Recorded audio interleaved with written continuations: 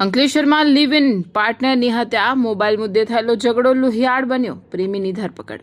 અંકલેશ્વરના નવા બોરભાઠા વિસ્તારમાં છેલ્લા 4 મહિનાથી લિવ ઇન રિલેશનશીપમાં રહેતા યુગલ વચ્ચે મોબાઈલના ઉપયોગ જેવી નજીવી બાબતે થયેલો ઝઘડો લોહિયાળ સાબિત થયો છે. 24 વર્ષીય યુવકે પોતાની 30 વર્ષીય પાર્ટનર પર વજનદાર હથિયાર વડે જીવલેણ હુમલો કરી તેની હત્યા કરી નાખતા વિસ્તારમાં ચકચાર મચી જવા પામી છે. પોલીસે આરોપીની ધરપકડ કરી કાયદેસરની કાર્યવાહી હાથ ધરી છે.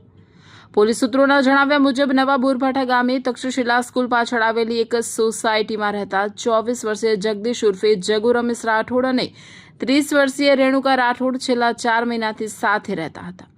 ગત સાંજે જમતી વખતે મોબાઈલના ઉપયોગ મુદ્દે બંને વચ્ચે બોલાચાલી થઈ. થોડી જ વારમાં ઝઘડો ઉગ્ર બનતા જગદીશે ગુસ્સામાં આવી ઘરમાં પડેલા વજનદાર હથિયાર વડે રેણુકા પર હુમલો કર્યો હતો.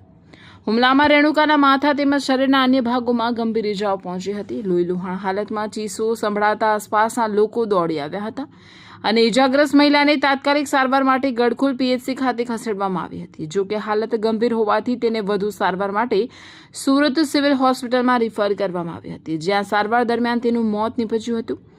મૃતક રેણુકાને અગાઉના પતિથી 2 સંતાનો હોવાનું અને બંને બાળકો તેની સાથે જ રહેતા હોવાનું જાણવા મળ્યું છે.